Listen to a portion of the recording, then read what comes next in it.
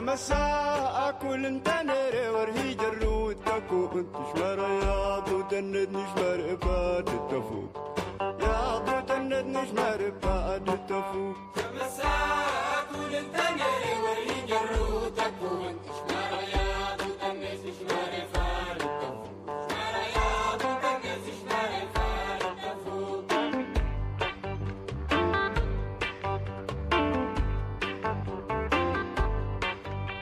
يا غادق لغريت ضو تفوق لطن ريت ملت جروتي غف تكون ريت ملت جروتي غف تكون مساء كل انت نري ولي جرود تكون شمار يا تغمس شمار فارق شمار يا تغمس شمار فارق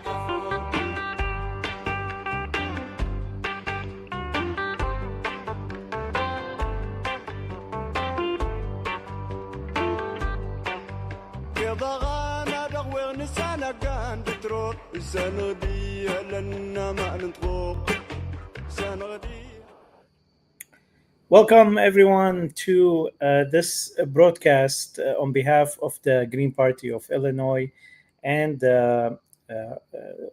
still forming Arab and Muslim American Green Party Caucus, and on behalf of Heidi Arndl, who is the Green Party activist, and me, Wissam Sharafuddin, also a Green Party member and activist. We are bringing you this live conversation for the benefit of all activists who are always looking for ways to do their volunteer work, really, and their activism in a more efficient way. And today, this is actually the second time I come online to talk about Basecamp. This conversation continues as there are efforts in the Green Party for renewal and consideration of renewal of the digital platforms used, especially at an age where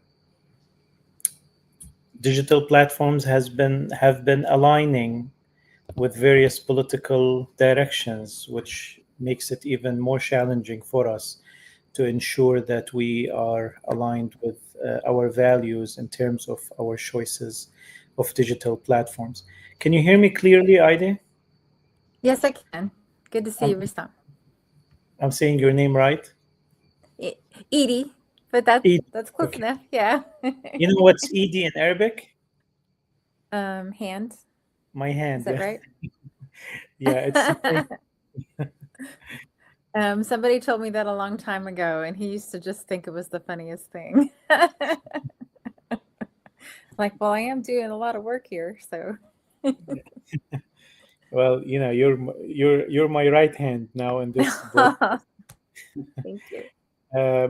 So let me start first by the Illinois Green Party have I'm not sure if you've decided to adopt the Basecamp, but we're going to talk about that. But before that, I want to talk a little bit about Basecamp for those who don't know what is what's Basecamp basically. So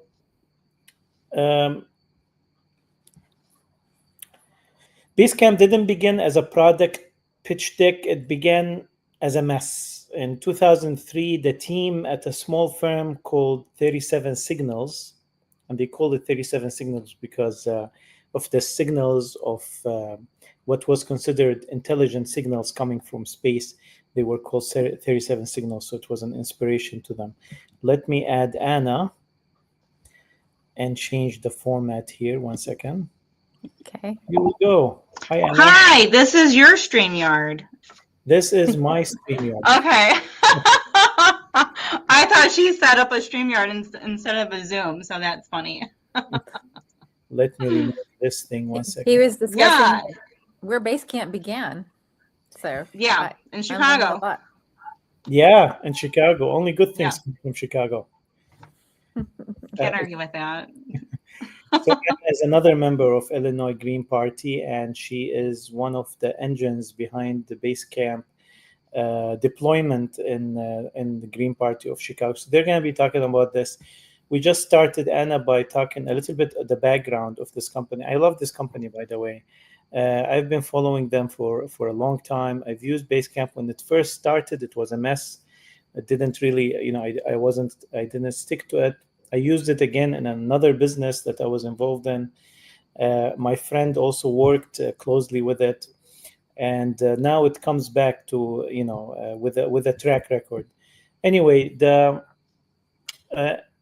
the small firm was called 37 Signals and needed a saner way to coordinate client projects. So they built one from scratch. They're coders.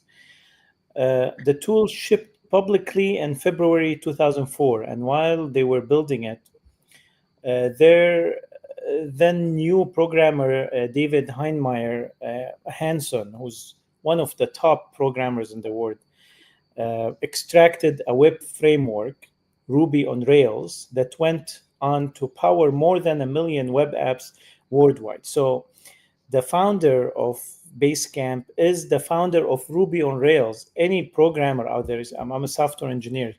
Any programmer out there knows Ruby on Rails is like one of the best programming softwares.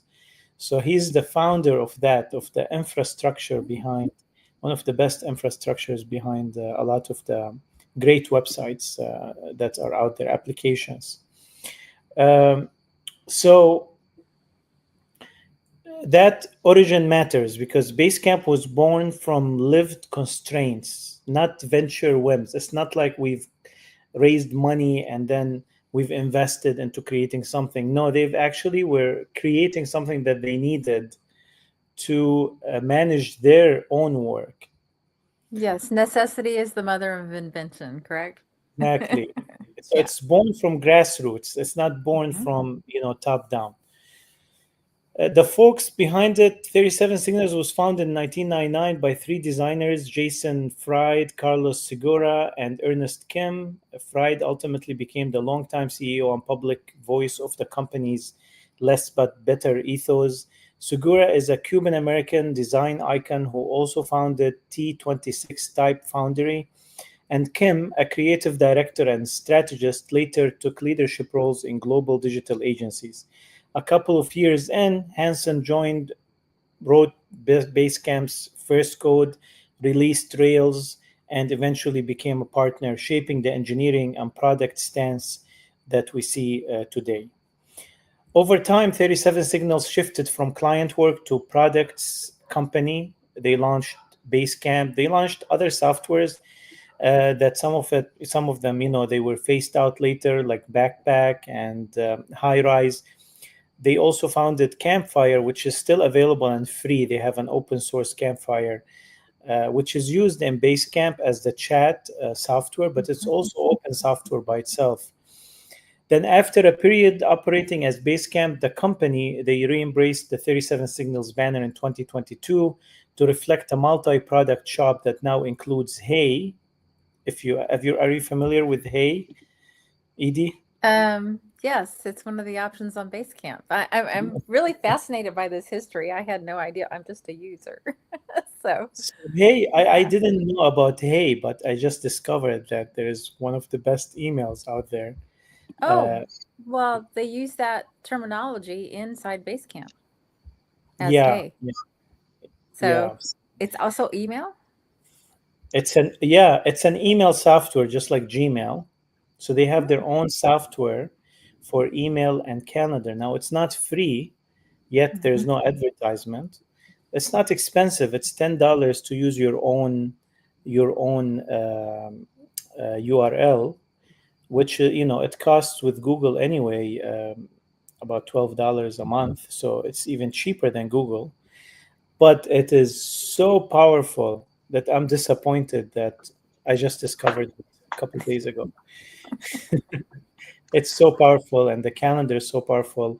It puts all the other emails to shame. But anyway, Hmm. I had no idea about that one. I think I maybe saw it was like an update or update coming.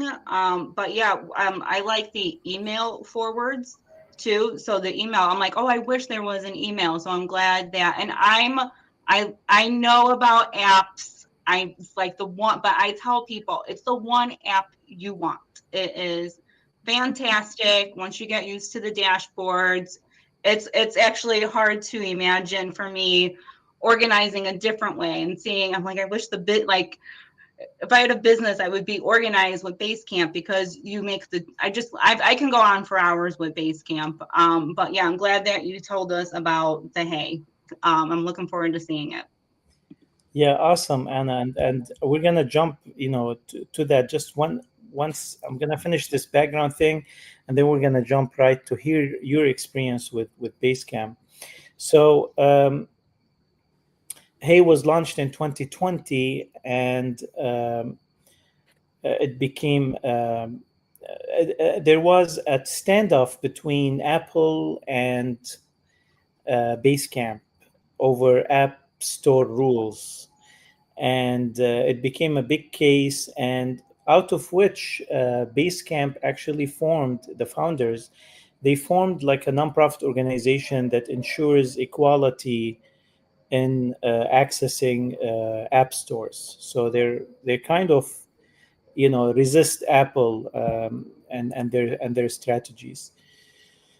What do they stand for? So, in a world that worships built scaling, 37 Signals argues for staying small.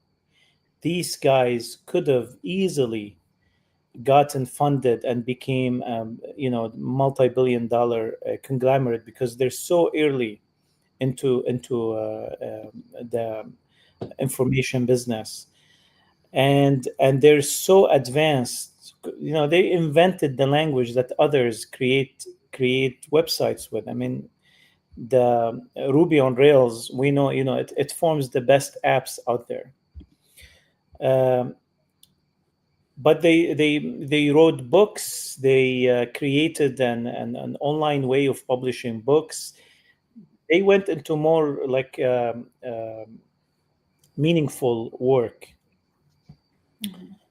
They invented asynchronous collaboration. They were one of the pioneers of that. They coined a term called calm companies.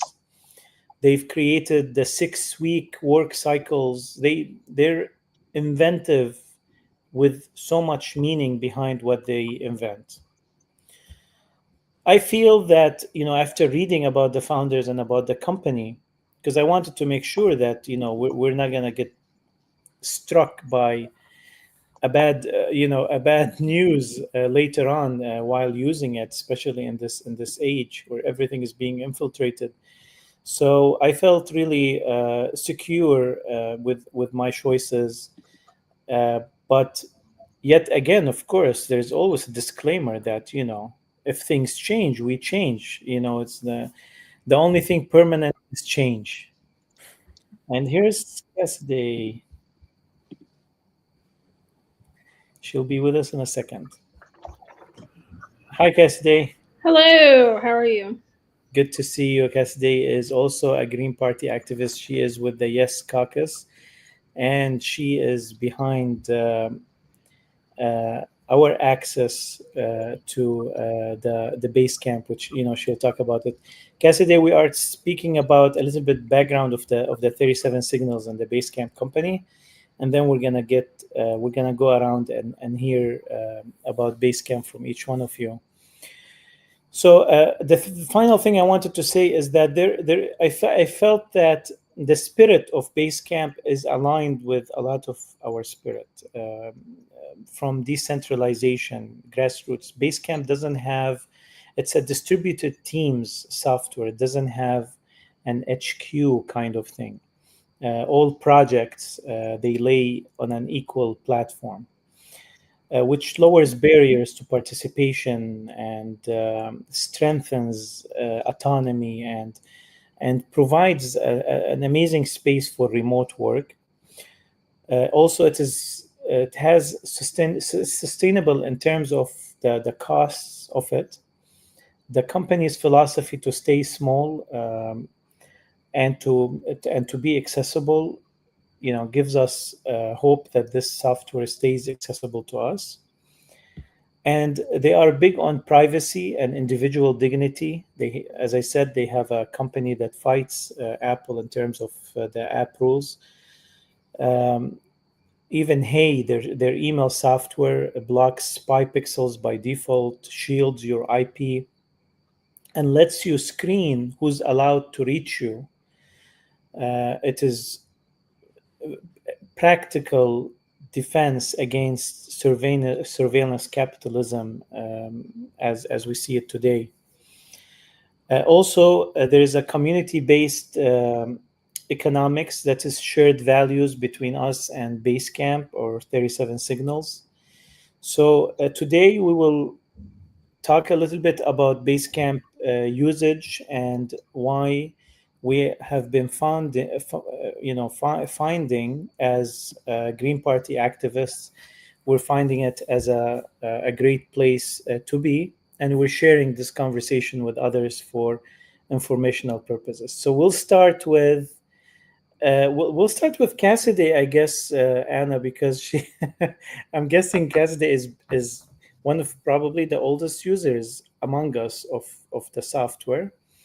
So we'll start with you, Cassidy, and then we'll talk to Anna and Edie for about, yes, I can't forget that, Edie. It's so easy.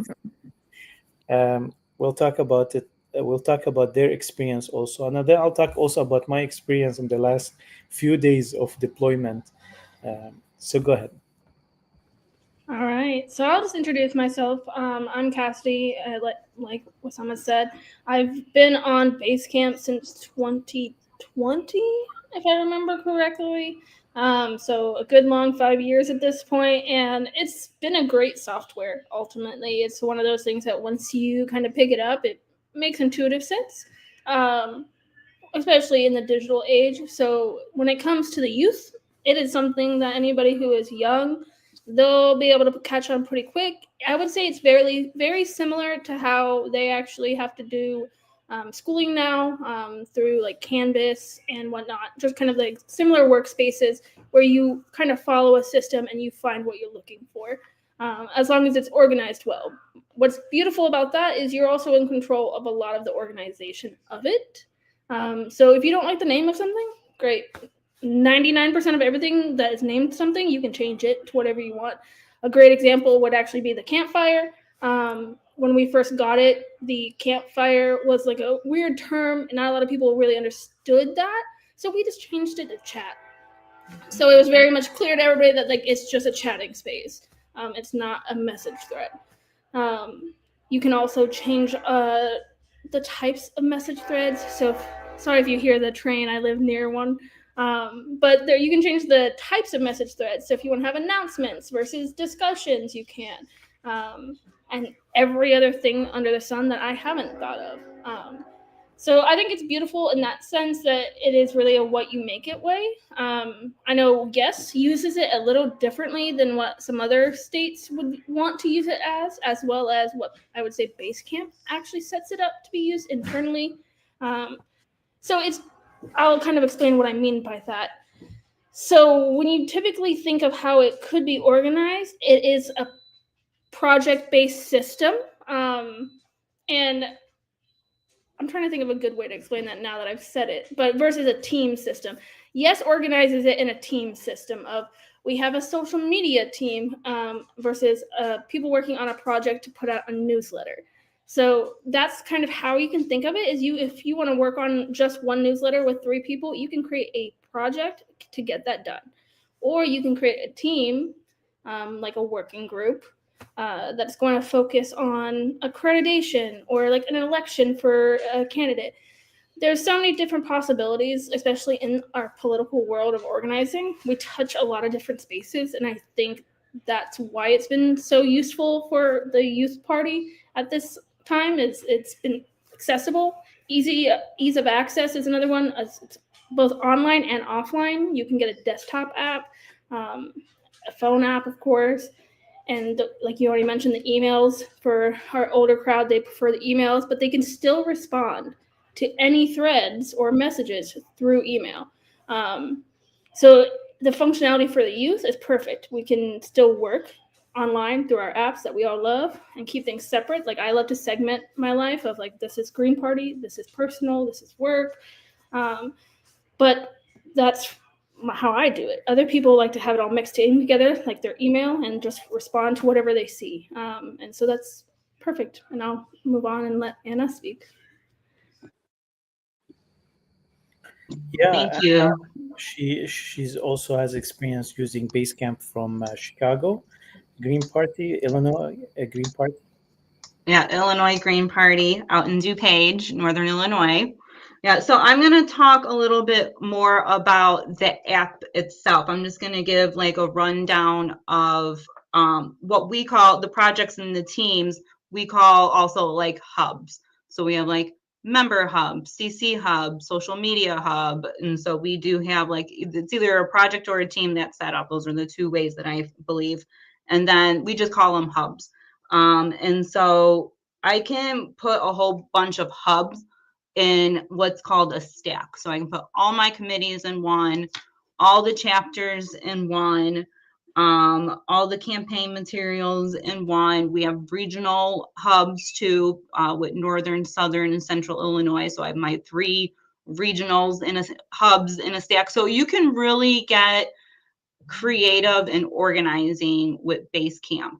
And so now, so once you're in a hub, there's a dashboard, and there's probably more features out there than I know of. And this is probably a really simplistic way that we in the Illinois Green Party use it. And there's probably so much more that can be done. So when I open up one of the hubs, I see a further dashboard. And this is kind of like, oh, more information on an app. But what all these things are that we have a to-do list, a docs and files, a campfire, which you can name chat, message board, schedules, automatic check-ins. And I know there's email forwards. This hub just doesn't have one. And there's also other chart stuff. So there's a lot more that we don't use. But even just like, I'm going to go through each of these, the to-dos, just having a list of the to-dos. Like we used it for Medicare for March for Medicare for All. This person got the permit. This person was making the calls. This person was getting the safety vest. And then they assign it. You can tag people, and it's just a little @ sign, and then you just start typing their name. They're assigned. They can assign themselves. You can notify people when they sign off. You can put due dates. You can put notes. You can put documents. You can do screenshots. There's so much, even in just one little to-do, one little section and one little hub and one little stack. That is just, it's a powerful tool to me. And then another favorite is docs and files. It integrates with so much stuff. We use a lot of Google. So we can just paste our Google link in there, but it's a long list of that, and we're still learning like integration stuff too. So docs and files, you can put your PDFs, you can make file folders, you can create new docs. It's, to me, like it has almost an endless possibility of use. Then you have the campfire, which is just a quick chat, like World Peace Day or something that was been on Sunday, just some kind of, protest today, just kind of, a campfire chat. Message board is also really, I think, really good, because you can say, let's decide proposal, greens are awesome, and then you have the proposal, and then all the chats come down from there. And so you can have all these different proposals on all these different chats, and we do like discussion when it's a discussion thread, or informational when it's an informational thread. So it's like we use it in different ways, but that's when you want it, like almost like an email. If you want to go back, you can go message board, and it's all timestamped, so you know who said what and when. So that's nice too. The schedule, obviously, that's really cool and important. Automatic check-ins are nice. I'm going to check out the email more, but yeah, the email forwards, just to get something in the records. That's been really, helpful. Just one less step and just like more efficient. And I just like how everything is organized. When I'm on the app, I see a few buttons on the bottom, and one of them is activity. So like I'll normally just check that and then go ahead and just tell them, like what happened since, last time I checked. So I'll just scroll down and see what's going on. The find feature is actually nice. You can really search if you have a keyword or a name, you can you can find things easily. And so it'll be like, oh, what's that? I'm like, okay, well, that was like 2 years ago, and here it is in 1 second. So it's really neat. It's a really good feature. And let's see, my stuff is good because then you can pop in and say, okay, what's my assignments? What's my, what am I working on? What's to do on my schedule? So that's pretty nice too. I probably underutilize that. So another thing I wanted to say is sometimes you can't do everything. For other apps, I'll say that for other apps, sometimes I feel like there's something you can't do. For Basecamp, I feel like there's things that I can do everything from my app that I can do from my phone. And I have one more item I can do from my phone that I can't do from my desktop. And so I think that's also for me, because sometimes you can't do everything on your app, or at least I can't. And so that's nice because it's so seamless. It is such a great organizing tool. I understand Yes is on there from various states as well. So you can see, if you need a contact from somebody in a different state you don't know, you can contact national. You can also contact through Basecamp just to connect more. Maybe you have a question or a person that you want to a volunteer name. So it's been really, really good. I've had really good experiences with Basecamp. I did do a presentation to National about Basecamp, so I'm going to get that video and share it. That was unfortunately a while ago, so I don't know really what happened with that. So I'm looking forward to that as well.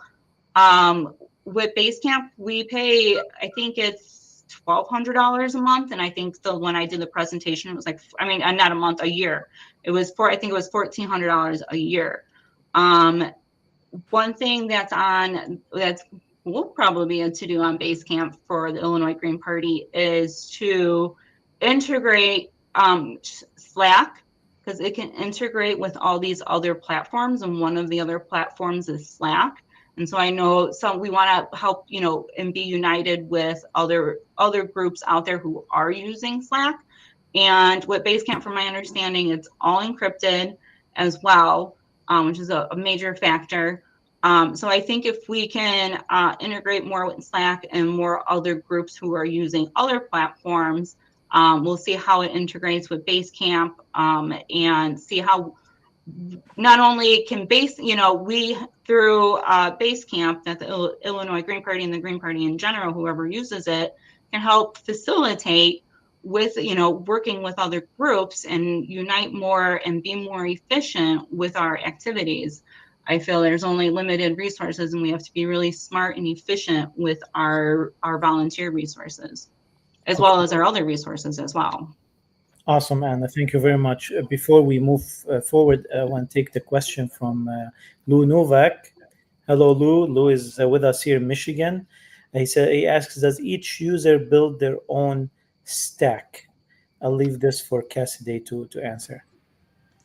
Yeah, so specifically stacks is a function of Basecamp that doesn't affect other people. So when we talk about organizing it to you, that's the beauty of it. If it doesn't make sense to you, don't organize it in a stack that way. If it does, great. Copy the way other people do it.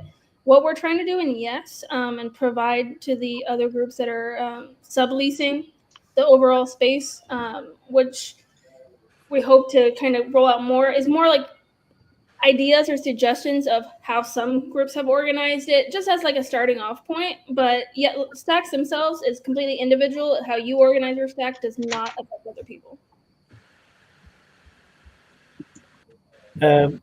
Yes, Anna. Can I just say one more thing before Edie goes? Sure.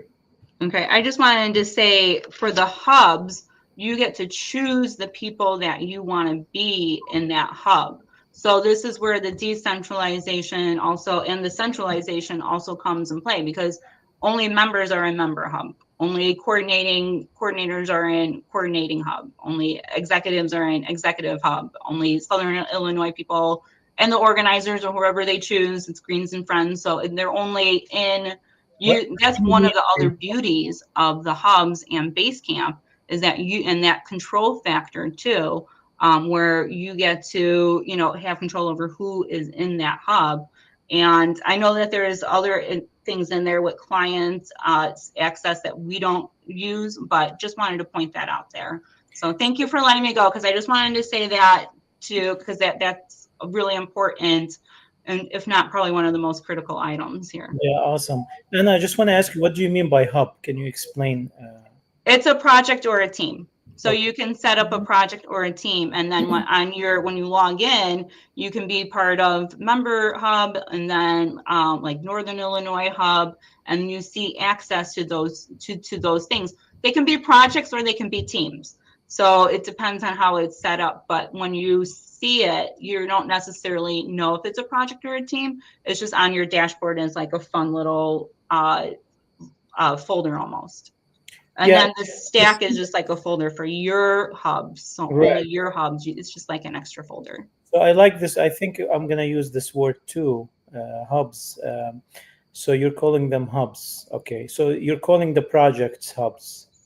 Or teams. So it's just when you click the button to go in that area, in that project or team, you just, it's just on your dashboard. Right. So I think I have a way to help people visualize, because I'm an artist, so You can share screens I too. think visually. So what they're kind of describing is it's like your personal homepage. Okay. So think about them as little index cards. So mine starts out, it's like, and you get to choose what you pin to the top, and maybe some are less active. So you can pin different hubs. The one I use the most is the Green live stream, because I'm on there twice a week. So we plan our entire show in Basecamp. We go to Green live stream, we make a to-do, and whatever the title of the show is, and we do it our own way. Scott and I come across articles all week. We put them in comments. Then the day before the show, we put it in the notes, and then that's the run of show. So that's one way you can use it. So I have, that's pretty much all we do in the Green live stream. That's how we use it. But we also have one for our ILGP Campaign Central. It's got all kinds of information about our statewide campaign. And there's to-dos, lined up there. There's also information about, rules and regulations, filing dates, all that kind of stuff too. Then I have my own personal one just for my campaign that I only have 2 people in it with me, my treasurer and this lady down beneath me to help me, anything that I might need for my campaign personally, until I get a campaign manager and all that. One thing that I really like about it, I use the hey button the most. Everybody uses it differently. So it's kind of like your own personal homepage. You have all these choices of which project or which hub you want to go to, look at what's going on. But if you just want to know the latest activity, I always hit the hey, which is kind of like a little menu at the bottom. So you have your home, then you have hey, activity, find. Like if you're looking for, so-and-so said this, you just type in their name. And my stuff. That'll be your assignments. But hey just tells you the latest activity on anything that you've been added to. So you can see the latest. Because I tend to not check my email that way. I just get on Basecamp and see what's going on. Yeah. The other thing that I really like, if you have an idea at 3:00 in the morning, you can put it in Basecamp. You're not going to bother anyone. If you have and there's different, like say for Member Hub, you have an idea, you want to make it a proposal, right? Like an idea. Let me see. So you go to the message board, and then you do a message, and then you say what type of message you want it to be. Is it an announcement? Hey, we're having an event tomorrow. Please come. Or is it just informational? I just want you to know this was happening. Or you just want to talk to the team. That could be heartbeat. Or you want to pitch an idea to the whole team, So there's so many different things that you could do. Or just ask a question. and then people will chime in. So you're talking to everybody that's there. Very user-friendly. Awesome.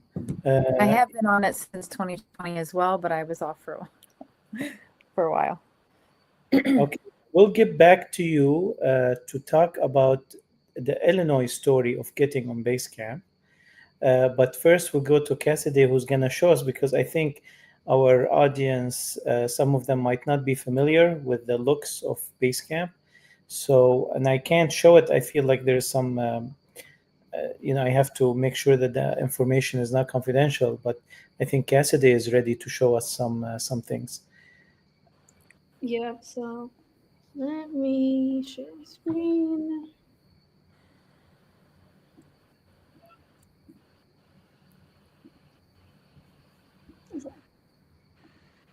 So this is kind of how I have it laid out. I won't go into a space, but I'll make one with you guys just to show how that happens.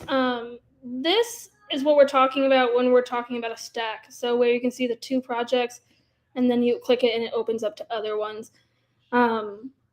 So I want to say in the past year, Basecamp clarified what a project is. So they're all called projects now. Every single one of these are called a project. When we're referencing teams, it's just because these projects are only teams of people that work on like an overall topic, versus an actual project only doing one thing. But they're all projects. They're all the same thing. Where this is the stack. I know we reference a hub. You can also call these hubs depending on what you're using them for. It's all just terminology referencing that internal space, right? When we're talking about the emails, just to give an idea what they might look like, I zoomed heavily in to like make sure things that are confidential aren't being shown. But if people are just chatting in the campfire, like it just says people are talking, but it tells you exactly who. So that's nice. You might be like, oh, I want to follow up with so-and-so. Like I usually like reading what they have to say. I've been busy posting media that I've been watching. I've been watching a lot of butchwear stuff. So that's what I was posting about.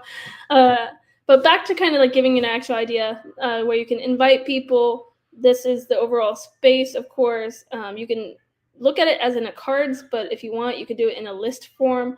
It's just preference. But we're going to make a new project. So we're starting with basics. I don't know, Medicare team. Once again, description, testing. Let's say you only want to do it from September 22nd till tomorrow. Great. This is where you get to choose what you might want on there. And it's also not like if you don't choose it now, you can never have it. You can always add it later. So if you want to keep it simple to start and be like, I just want to have a place to talk about this first and turn everything else off, great, do that. I would typically say most projects are going to at least require this 3. Card table is a new task management that they've created, but it's like Kanban if you're familiar with it. I haven't used it yet, but I'm going to be testing it. And then you choose who you want on it by making it invite only. When they're talking about having everybody getting into the space and being able to see those hubs and then choose kind of what to go into, this is where you can change that accessibility. Invite only means the only people that are going to be in that space are people that I add to it. All access, as you can see. Anybody that's on a specific thing, anybody on this account can see it. And then if I want to make sure people still that maybe aren't in the space yet, I can add them here directly.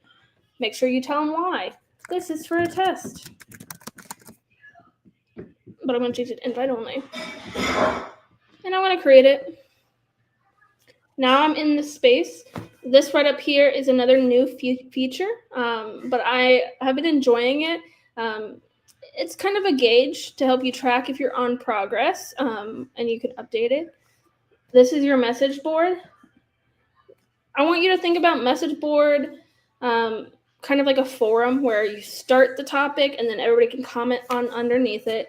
These are those categories that I mentioned. If you want to change them, oh, look, we don't have a discussion one. I'm going to have clapping doing it. Discussion. Great. Done. We're going to discuss medicine. And again, testing. And it has lots of functionality to where you can change it. Quote, have even dividers.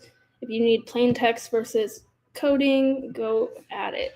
You can have attachments, both inline ones and then just straight attachments. There's a, of course, great undo feature. And this is gonna be my biggest thing that I love about it, is we all have those times where we have typed out a whole paragraph of stuff and it looks beautiful, but we haven't saved it. I won't guarantee this, but I'm going to test it. But there's many times where I won't save it, and it automatically, if I for some reason accidentally did this and go forward, it's still there. So if you accidentally hit back and forward, it hasn't immediately deleted. So you can save it. I feel like that's something great about it. You can save it as a draft first. That used to be a 90s nightmare. Yeah. You can, of course, make it just a draft and come back to it and whatnot, go back into it. But of course, you can even schedule it to just go out at a certain time. Like I believe Edie mentioned, if you don't want to bother people, great. This space doesn't have a ton of people in it, but if there was to be another person in here, what would also have asked me is who to notify about this message thread. And there'll be about 3 options. The first one is everybody in this space, only people that are following it, because there can be people that are following a space and people that are actively in the space, or vice versa. I think I worded that wrong. And then the last one is no one. So I've been working on a lot of like side projects for ES, but I hit notify no one about this. So even though I made several message threads, I just didn't want to tell people about it because I was going to come back and comment and add additional things before pushing it out and saying, hey, look at this now. So this is just message threads. Can you add something, Cassidy, before you move from messages?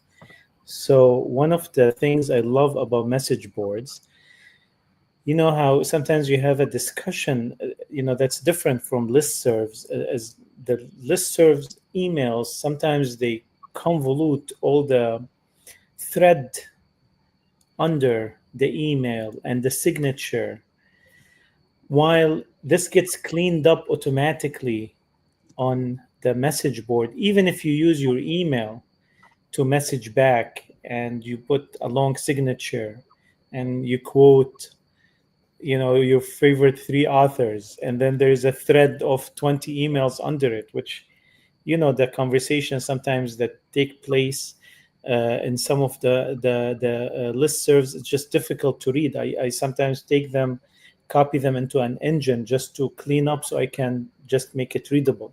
So I did one of these emails with a lot of threaded emails under it, and I put my longest signature and I sent it, and look how it looks. The whole message was just the word awesome. So it cleaned up everything and it just looks like that.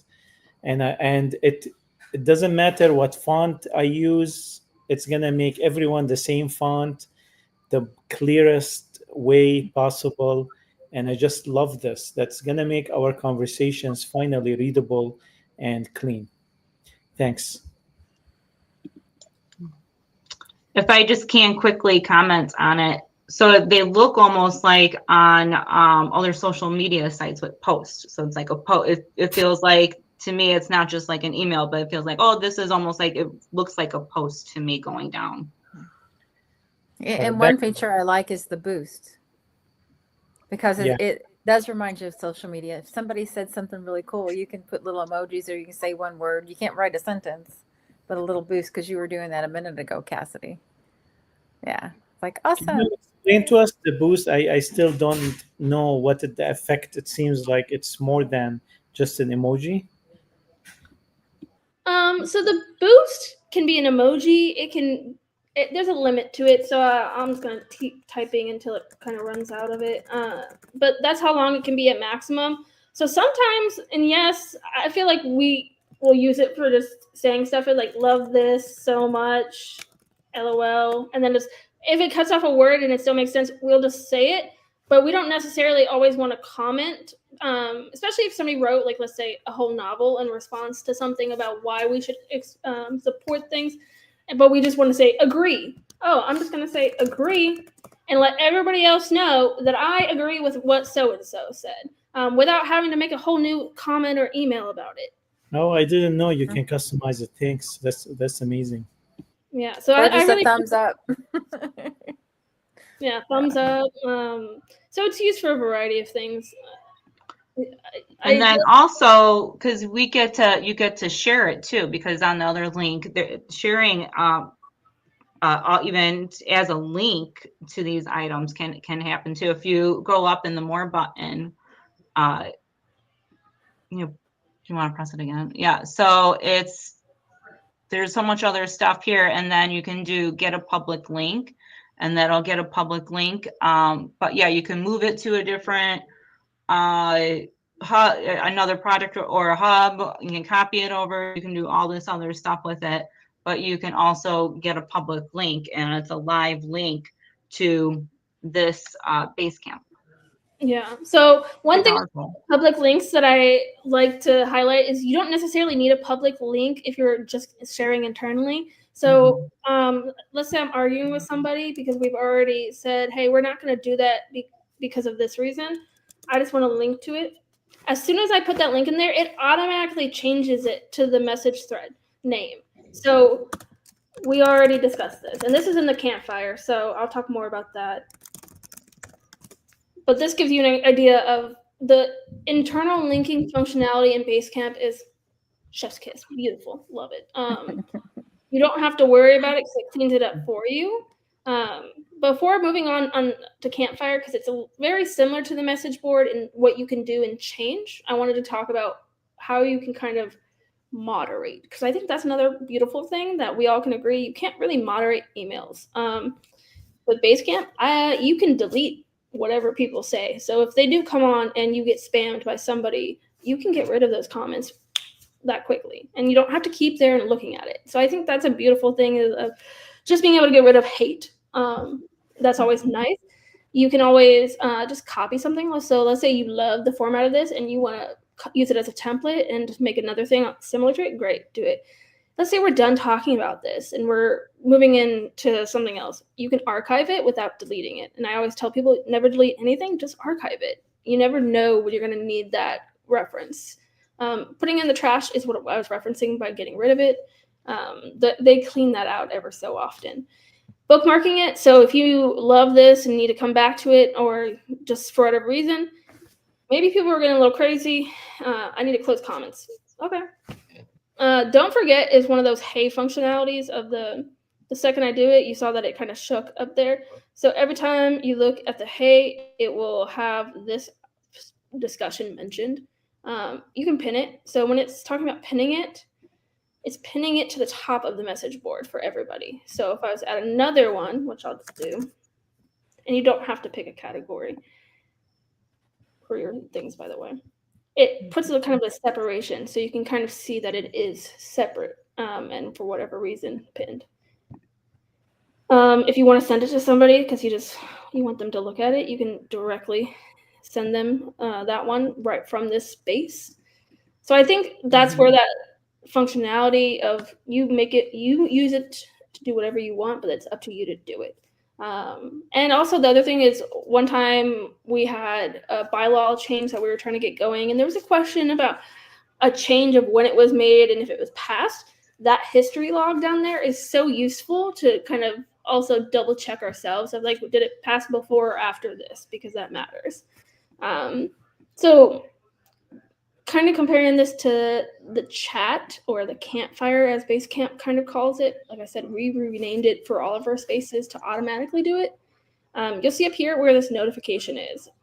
Yes, one of the first things we tell people when they come into our space is you need to change your notifications, because if you don't, you will be inundated with notifications. Just like any other company in the world, they want you to look at their product, okay?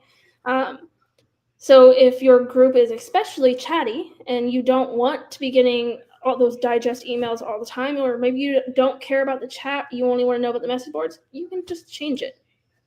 I won't be notified anymore. Like, it's that simple.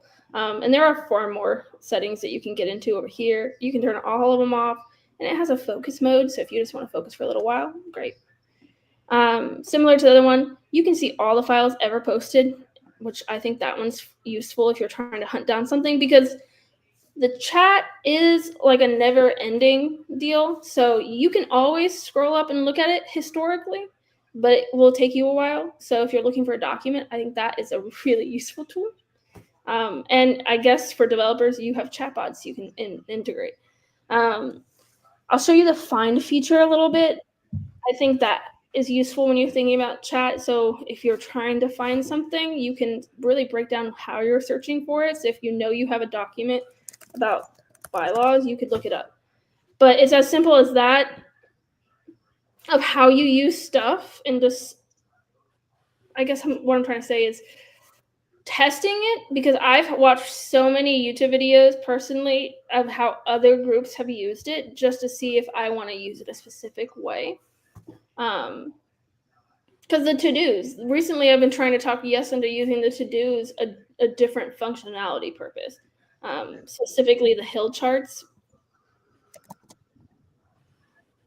I need to add this, which you can assign it. I'm going to assign it to myself. You can notify somebody. So imagine that it wasn't me and I need to tell like Wassam that I did this. I could tag him. Set your due date. If you need it to run for multiple days, great. You can do that too. If you need it to repeat, go ahead.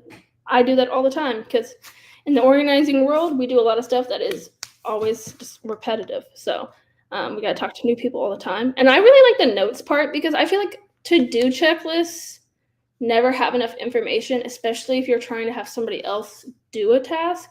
In the volunteer world, you have to give them a lot of help or explanation of where to go find certain things.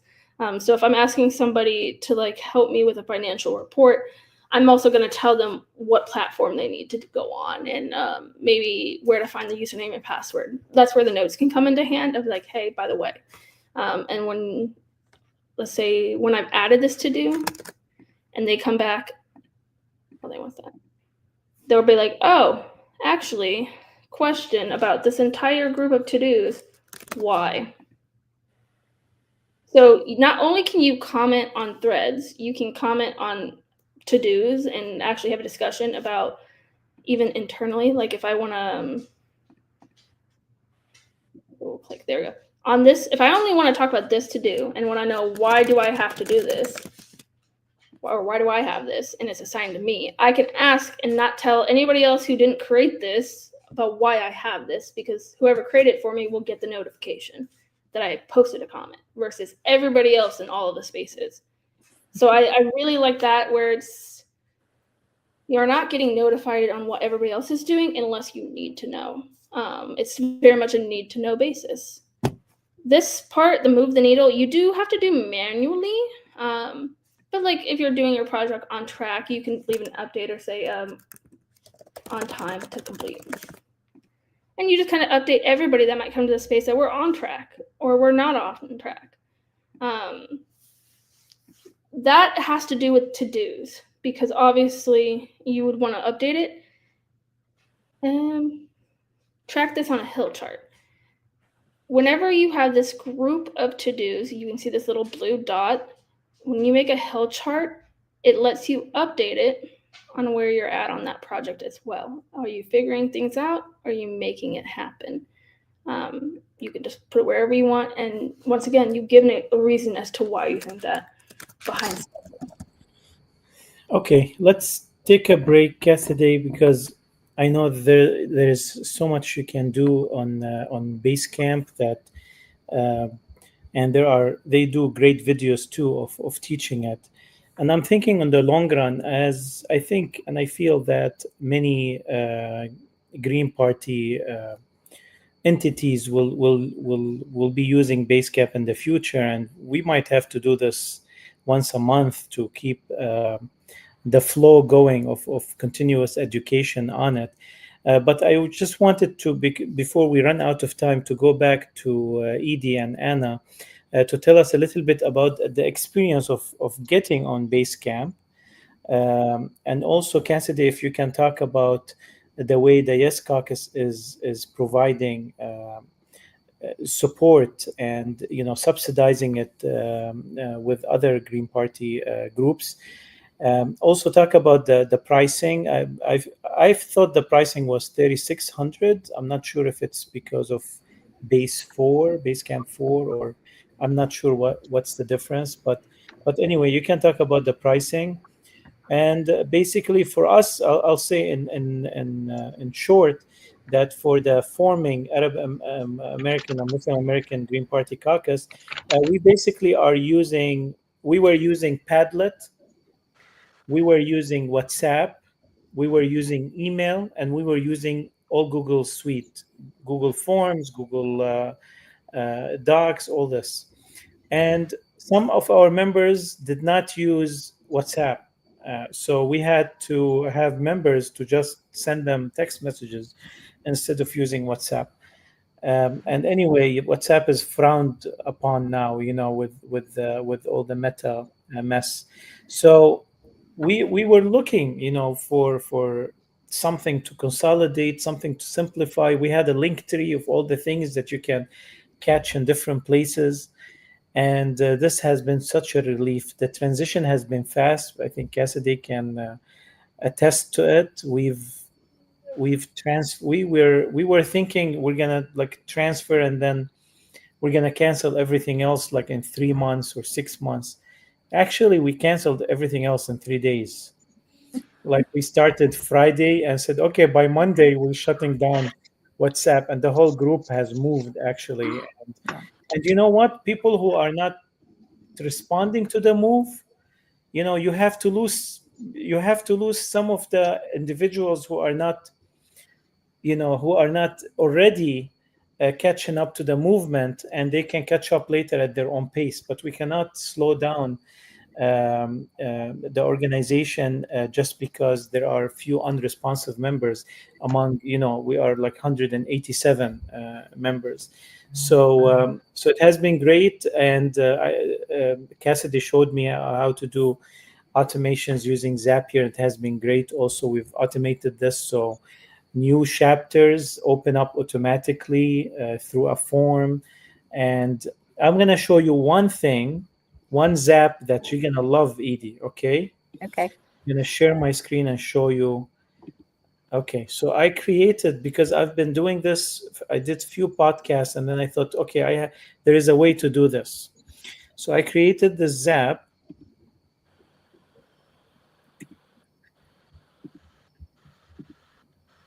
Okay. You can see my screen, right? No. No. Okay, good. There was one feature you didn't mention, was the ping, which is a private message. And Anna likes to always tell me it's encrypted, which makes you feel better about saying, internal organization stuff. So. That's awesome. Yeah. So I created a type form. It's a very user-friendly type form. You remember the type form that you filled for the podcast to put your bio and everything? Mm-hmm. So I created a new one for our Green podcast.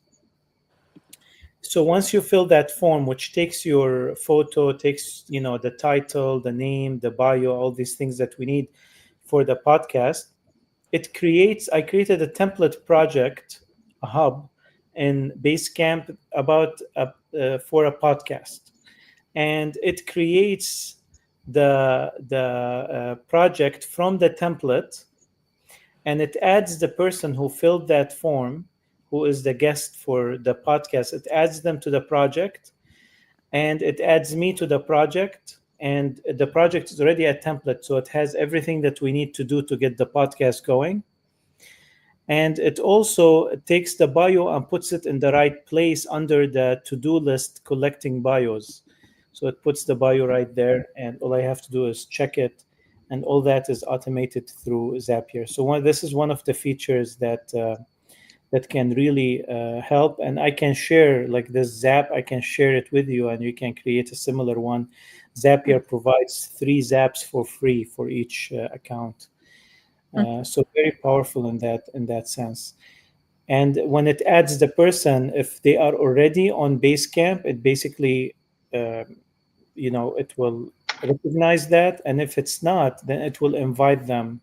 So the Zap will send them Basecamp will send them an email to be added to it. Okay, back to Edie and Anna for the Illinois story.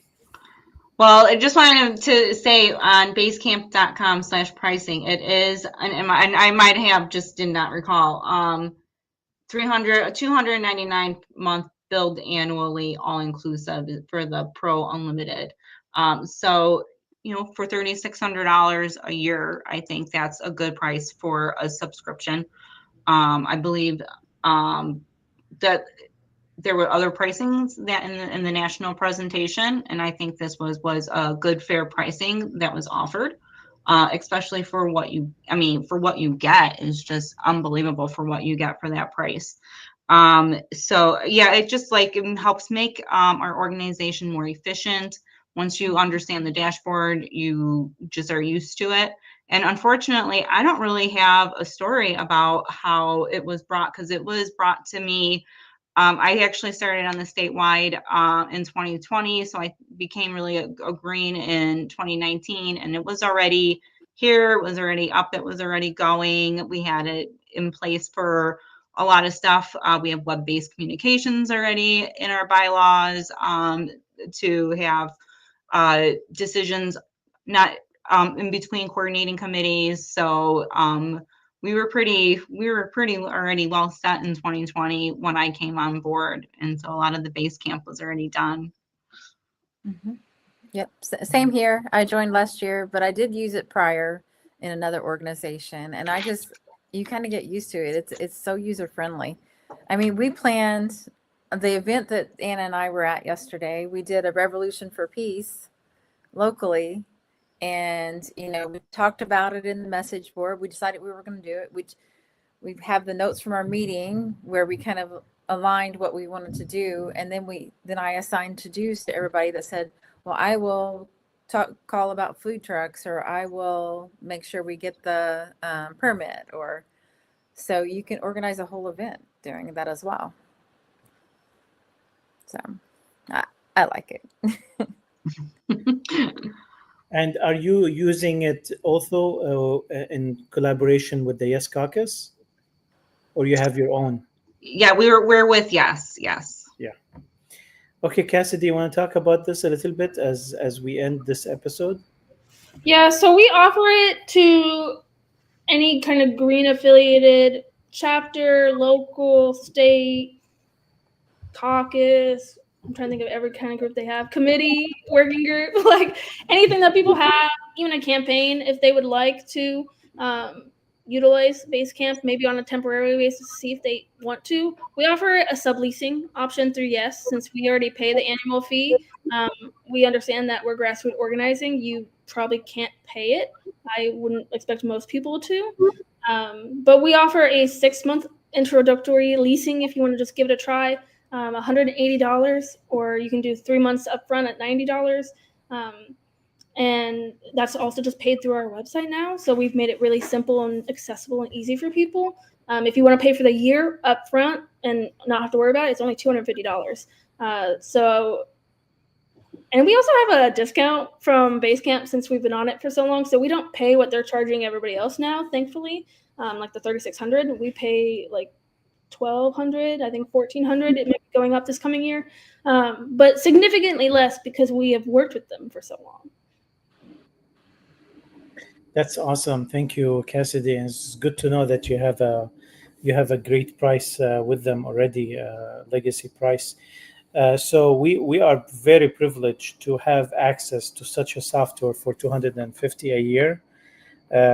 It's such a relief. We've reached the decision to use Basecamp before we knew that the Yes Caucus offered that. But we have a member with us from the Yes Caucus in our caucus, and she said, "Yeah, we offer this." And so we sold, and we put a vote. It was vote 24 hours. It was unanimously vote, and the transition was easy. But here's what I want to say. As an ending remark, then I'll leave each person to say their ending remarks. What this is all about is really creating the infrastructure to make grassroots movement workable, to have, and especially grassroots movements that is made mostly of hardworking, mostly low income, mostly student population, which are the hardest to have, extract this voluntary time from, is to dedicate time for activism. And especially as time advances and activism becomes harder and harder with all the layers of censorship and economic hardships. So we need to do everything possible to make our activism smoother, and technology has already provided a lot of the solutions, and especially solutions that are in sync with modern day design principles and interaction principles, which younger people will be more comfortable using.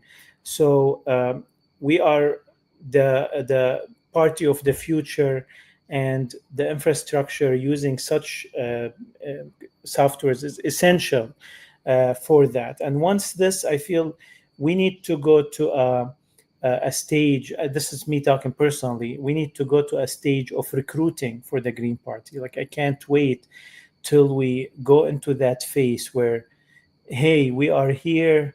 The country needs us the most right now, and we want to make ourselves, but we don't want people to come in before we tidy our inner house. And that's what we're trying to do. We're trying to be to appear in the best of shapes and the best of tools, and the smoothest, the most, one of the most things I love about this is that when all of us are on it, when all the Green Party is on it, you can pinch anyone. Is it pinch or ping? I think it's ping. I don't know. Ping. Okay. So you can ping anyone on it, and that's such a space for connection, making the whole Green Party community one community digitally. So I want to end with basically that this is part of an essential part of us moving forward to grow the party, that we want to grow our volunteers to 1 million volunteers, and we want to grow our budget and grow our reach to prepare ourselves for the future that's going to be the Gen Z future, the 75 million Gen Z today who are going to be the majority of voters in 2030, and they're going to decide our Congress and White House in 2032. This is the party that we're building. Thank you. Cassidy. Hard to follow up on that last part, but just speaking of like organizing and getting started, this is the start. Gen Z, like Wissam mentioned, is Nepal's Gen Z just won their country back. Kenya is currently fighting for their country as Gen Z are. So Gen Z, this is an app and a desktop thing for you. So if you're watching, give it a shot. Use it to organize. Edie. Yeah, I see it as, it streamlines things. It can be a catch-all if everybody would get on it. It would be wonderful. And Scott Free and I are looking at creating a 50-state strategy with all the candidates running. So Basecamp is a perfect way to do that. And when I said you don't bother anyone unless, as long as everybody has their notifications to where they kind of work for them. But you can post something at 2:00 in the morning, not notify anyone, and it's just there for you. I really enjoy it, and I wish it was the only app that I had, but other people aren't on there yet. So we're working on it. I also am excited about the 1 million volunteers. I am ready for that. But yes, we have to build our structure first. And I want to thank you all. You taught me more about Basecamp than I knew before. So there's always more to learn. Thank you. Last but not least, Anna. Thank you. Yes, this was really nice being on here. And I didn't know a lot of that. And I didn't know really all of the history of 37 signals. On the Basecamp.com/pricing, there is the Basecamp free. I guess you can sign up free run one project. I do have a test communications hub that I used for the national presentation. I can put my email in comments to just ask me send me your information and I'll, just get verified, and then we'll get you in test communications hub, just so you can also just feel it out as, if you don't want to do the sign up, you can do that as well. I just wanted to offer it out there.